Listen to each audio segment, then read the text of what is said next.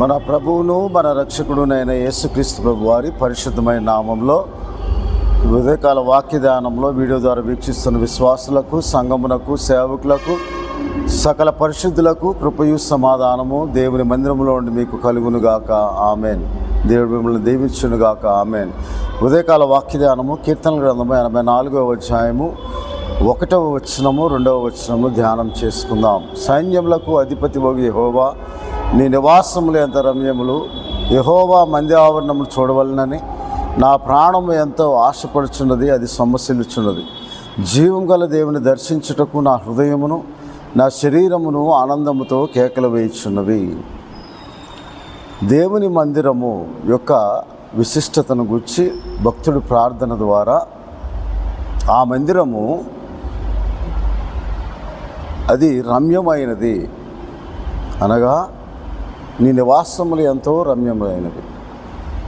అందువలన ఆ మందిరావరణమును చూడవలనని నా ప్రాణం ఎంతో ఆశపడుచున్నది, అది సొమ్మసిల్లుచున్నది. మందిరావరణం చూచుట అనగా మొట్టమొదటిగా జీవము గల దేవుణ్ణి దర్శించుట అని అక్కడ రాయబడి ఉన్నది. 2వ వచనంలో ఆఖరి భాగంలో జీవము గల దేవుణ్ణి దర్శించుట, మందిరావరణమును చూడవలనని, ఆయన నివాసములు ఎంతో రమ్యములని, ఆ మందిరావరణం చూడవలనే ఆశ ఏమిటంటే జీవము గల దేవుని దర్శించే ఈ ప్రార్థన మందిరము నా హృదయము నా శరీరమును ఆనందముతో కేకలు వేయచ్చు ఉన్నవి.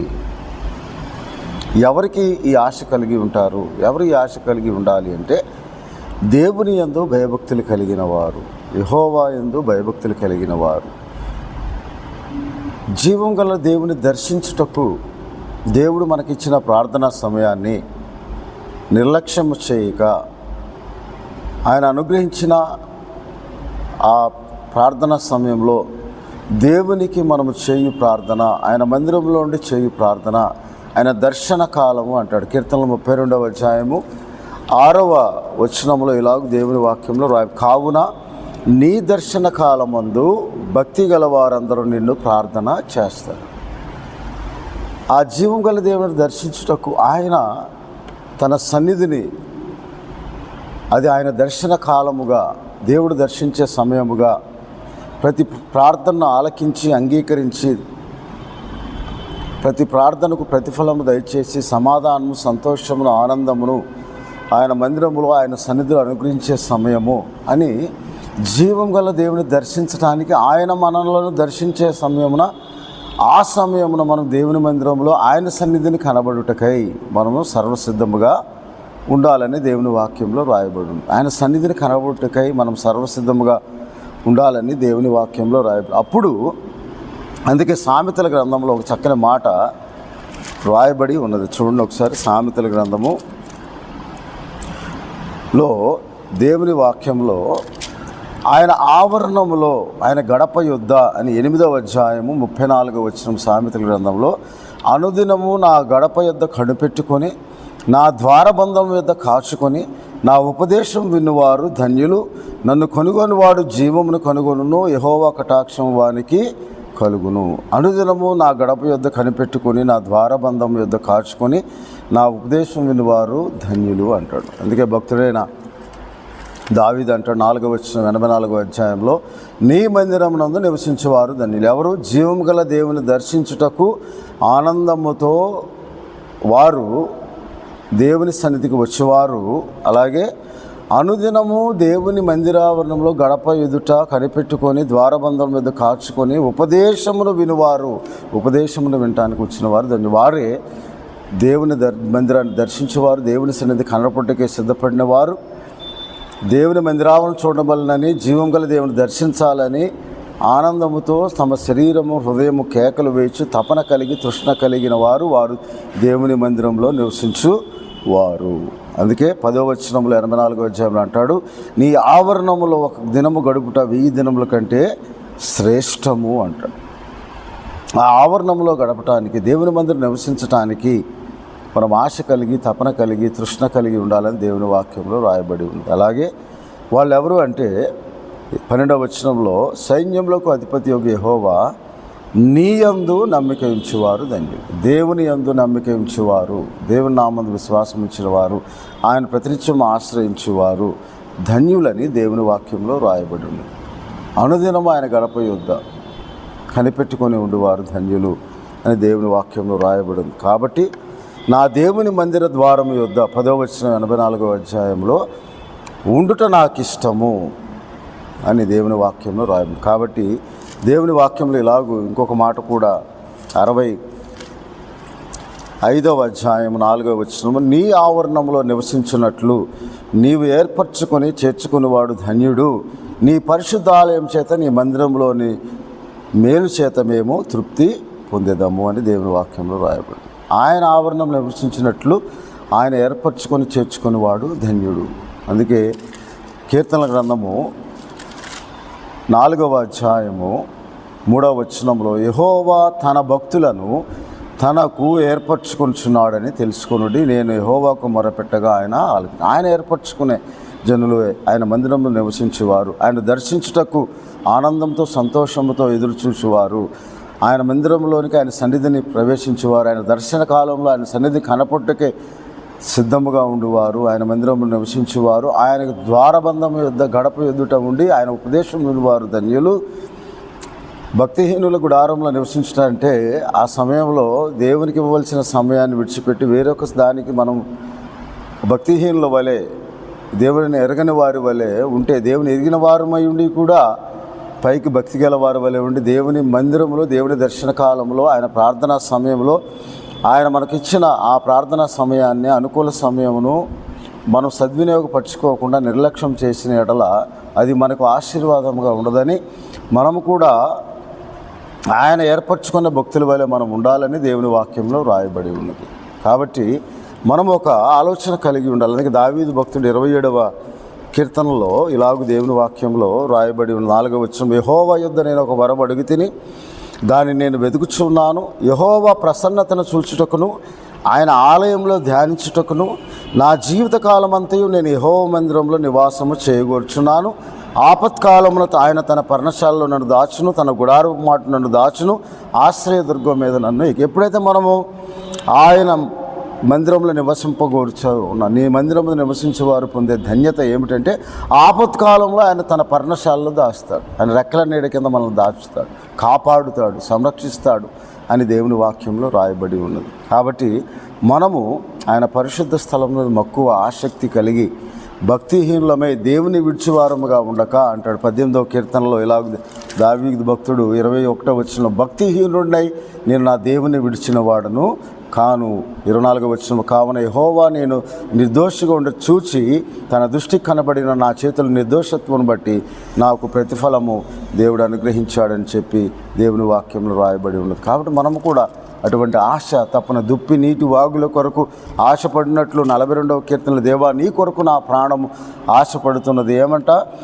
నా ప్రాణము దేవుని కొరకు తృష్ణగొరుచున్నది. ఎలాగో అంటే జీవం గల దేవుని కొరకు తృష్ణగొరుచున్నది. దేవుని సన్నిధికి నేను ఎప్పుడు వచ్చేదను, ఆయన సన్నిధి నేను ఎప్పుడు కనబడేదను అని దేవుని వాక్యంలో భక్తులు చేసిన ప్రార్థన మనం జ్ఞాపకం చేసి, అటువంటి తృష్ణ, తపన, ఆశ దేవుని మందిరం దర్శించాలని, ఆయన మందిరంలో నివసించేవారు ధన్యులుగా, ఆయన సన్నిధిని వెతుకువారుగా ఉండాలని. ఆయన సన్నిధిని వెతుకువారికి ఏం దొరుకుతుందంట?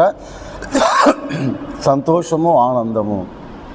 ఆయన సన్నిధిలో ఉండే సంతోషం, ఆనందం మనకు కలుగుతుంది. కీర్తనల గ్రంథము 43వ అధ్యాయము 3వ వచనము, నీ వెలుగును నీ సత్యమును బయలుదేరు చేయము, అవి నాకు త్రోవ చూపును, అవి నీ పరిశుద్ధ పర్వతమును నీ నివాస స్థలము కానీ రమ్యములు. నివాస స్థలం ఎంత రమ్యములు! ఆయన మందిరావరణం చూడవల్ల, జీవం గల దేవుని మందిరావరణం చూడవల్ల, జీవన గల దేవుని దర్శించడానికి నా ప్రాణము నా శరీరము ఆనందంతో కేకలు వేయుచున్న ఆ నివాస స్థలము నన్ను తోడుకొని వచ్చును. అప్పుడు నేను దేవుని బలిపీఠం యొద్దకు నాకు ఆనంద సంతోషము కలుగు దేవుని సన్నిధికి చేరుతాను. ఆ దేవుని సన్నిధిలో మనము రావటానికి తపన, తృష్ణ, ఆశ కలిగి కనిపెట్టుకునే వారముగా, ఆనందించే వారముగా, సంతోషించే వారముగా, ఆయన ఆత్మతో సత్యముతో ఆరాధించే వారముగా, సంతోషంతో స్తోత్రములు చేయు వారముగా ఉండాలని 140 9వ అధ్యాయం 5వ వచనం, భక్తులు ఘనత నుండి ప్రహర్షించుదురుగాక, వారు సంతోషభరితులే తమ పడకల మీద ఉత్సాహగానం చేయుదురుగాక, వారి నోట దేవునికి చేయబడు ఉత్సాహ స్తోత్రములు ఉన్నవైన. ఆయన భక్తులందరికీ చెందిన ఘనత ఇదే అని దేవుని వాక్యంలో సెలవిస్తే, ఆయన స్తుతించుటకు, ఆయన నామమును ఘనపరచుటకు మనం ఆశ కలిగి, తపన కలిగి, తృష్ణ కలిగి, జీవం గల దేవుని దర్శించాలి.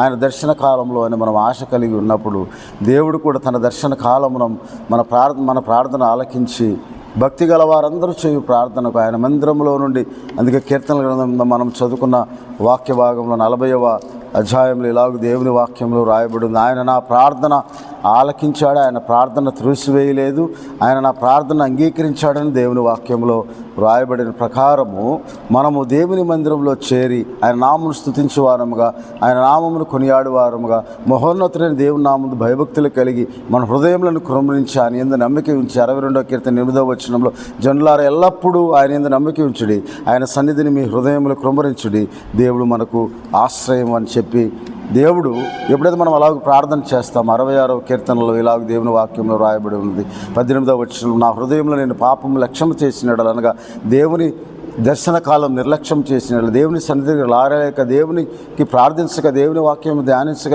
భక్తిహీనులమై మనం కూడా దేవుని విడిచివారముగా మనం ఉండినప్పుడు దేవుని మందిరంలో విడిచిపెట్టి వారము కామని నెహెమ్యా గ్రంథం 10వ అధ్యాయంలో మనకు రాయబడిన ప్రకారం, నెహెమ్యా గ్రంథంలో 10వ అధ్యాయం, జనులందరూ ఇలాగూ ఒక నిర్ణయం తీసుకుంటారు, ఒక నిశ్చయిత తీసుకొని, ఒక నిర్ధారణ చేసుకొని, ఒక ప్రమాణము చేసుకొని, మేము మా దేవుని మందిరమును విడిచిపెట్టు వారము కాము అని దేవుని వాక్యంలో రాయబడిన ప్రకారం మనమందరము కూడా అటువంటి 10వ అధ్యాయం 39వ వచనంలో, మా దేవుని మందిరం మేము విడిచిపెట్టము, జీవం గల దేవుని దర్శించడం నా ప్రాణమున శరీరం ఆనందంతో కేకలు వేయుచున్నది అని చెప్పి ఆశ కలిగి, తపన కలిగి ఉన్నప్పుడు మనకు కలిగే ప్రతిఫలం 19వ వచనం, నిశ్చయముగా దేవుడు నా మనవి అంగీకరించి ఉన్నాడు, ఆయన నా విజ్ఞాపన ఆలకించి ఉన్నాడు అని 66వ అధ్యాయం 19, 20 వచనాలు, దేవుడు నా ప్రార్థన తోసివేయలేదు, నా యుద్ధ నుండి తన కృపను తొలగింపలేదు, ఆయన సన్నిధింపబడును గాక అని ప్రార్థన చేస్తూ ఉన్నాడు. ఎందుకనగా జీవప్రాప్తులుగా మమ్మల్ని కలుగజేయవాడు ఆయన మా పాదంలో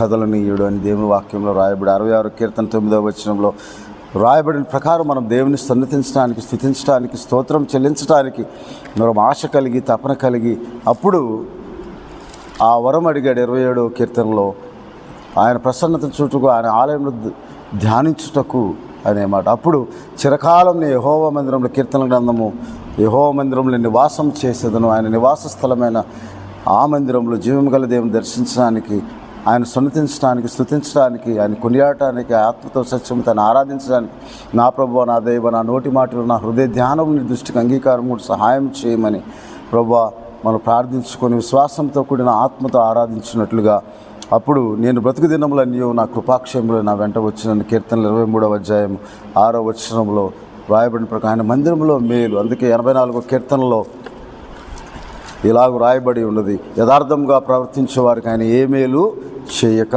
మానడు. కాబట్టి ఆయన మందిరంలో మేలు, సమృద్ధి, జీవమును మనం ఆ జీవం గల దేవుని దర్శించడానికి ఆశ కలిగి ఉండాలి, ఆయన నామమును ఆరాధించడానికి తపన కలిగి ఉండాలి, ఆయన నామమును కీర్తించడానికి, స్తోత్రం చెల్లించడానికి, స్తుతించడానికి తృష్ణ కలిగి ఉండాలి.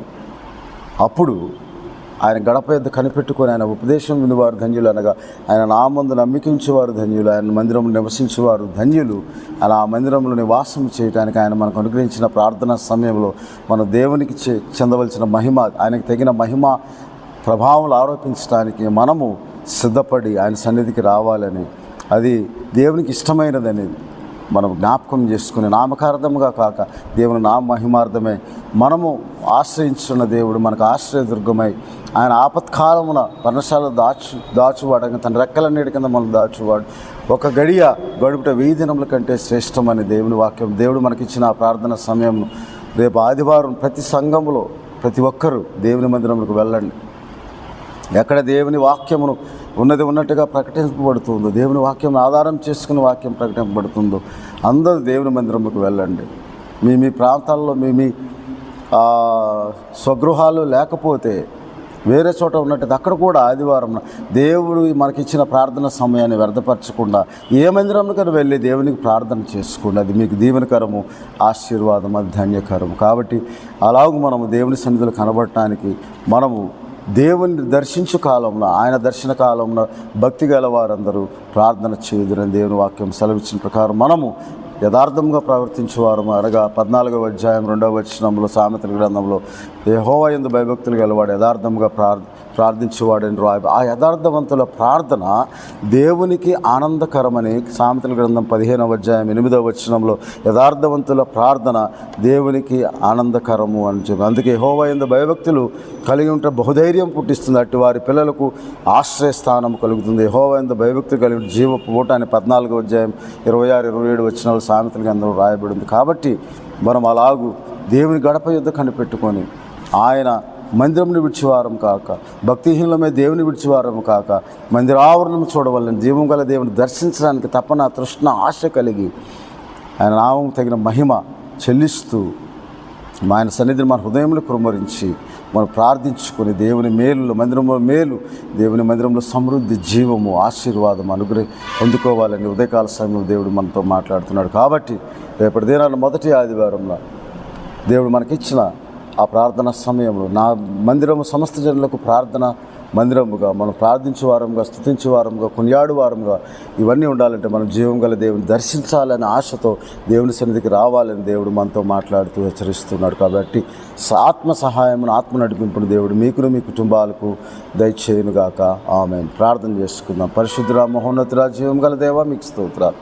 వివేకాల వాక్యదానంలో మీ సన్నిధిని తోడుగా ఉంచి మాకు మాట్లాడిన విధానం బట్టి స్తోత్రాలు. ఈ వీడియో ద్వారా వీక్షిస్తున్న విశ్వాసులకు, సంఘములకు, సేవకులకు, సకల పరిశుద్ధులకు ప్రభా మీ ఆత్మ సహాయం దయచేసి జీవం గల దేవుని దర్శించుటకు గల ఆత్మ నడిపింపు, ఆత్మ సహాయం దయచేయండి. రేపటి దినాన ప్రభా ఎంట్రన్స్ ఎగ్జామ్స్ రాస్తున్న బిడ్డలను జ్ఞాపకం చేసుకోండి. వారు కూడా వారి తల్లిదండ్రులు కూడా వెళుతూ ఉండగా తండ్రి, వారు ఎక్కడ ఉన్నారో అక్కడ ఆ మందిరంలో దర్శించి వారు ఎగ్జామ్స్ రాసే సమయంలో తండ్రి మీ మందిరానికి వెళ్ళి ప్రార్థించుకొని బిడ్డలకు దీవెన కలిగినట్లుగా సహాయం చేసిన. అలాగే అందరూ మీ మందిరంలోకి వచ్చి మీ నామమును ఆరాధించి ప్రభా, రానున్న కాలంలో వాక్యము కరువు అయిపోతుంది ప్రభా, రానున్న కాలంలో ప్రభా భక్తి హీనత ఎక్కువైపోతున్న సమయంలో ప్రభా, నోవాహు ఎలాగూ ఈ లోకంలో జీవిస్తూనే దేవునితో కూడా నడిచిందని, అటువంటి మీతో కూడా సహవాసం కలిగి ఉండే మీ సన్నిధి ప్రవేశం ప్రతి ఒక్కరికి అనుగ్రహించమని, జీవం గల దేవుని దర్శించుటకు